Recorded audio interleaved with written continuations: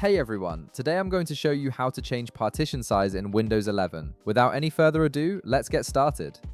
First, you'll want to turn on your computer and wait until Windows 11 fully loads up.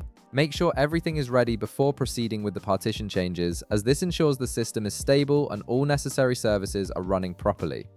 Once your PC is completely loaded, it's time to access the disk management tool.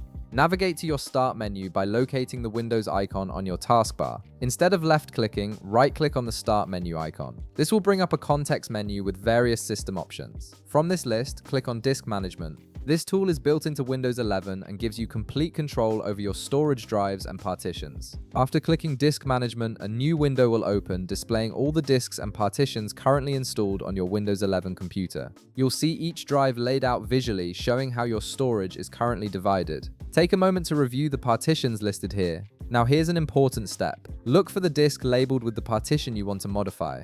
However, make sure you do not adjust any disk labeled with boot, as this is where your operating system is stored. Modifying the boot partition could cause serious system issues, so it's crucial to select the correct partition. Once you've identified the right partition, right-click on it. A context menu will appear with several options. From this menu, click on Shrink Volume. This option allows you to reduce the size of your primary partition, which effectively changes its size and creates space for a new partition. This is useful if you want to organize your files better or install a second operating system. After you click Shrink Volume, a query prompt will appear. This prompt checks the available space you can use and calculates how much room you have to work with. Now, you'll need to enter a numerical value in megabytes to allocate space for the new partition. For example, if you want to create a 50 gigabyte partition, you would enter 51200 megabytes. Take your time here to decide how much space you actually need for the new partition. Once you've entered the value, click on Shrink. The system will then process your request and change the partition size of your drive, creating multiple drives for storage. This gives you better control over how you organize your files and manage your computer's storage. And that's it.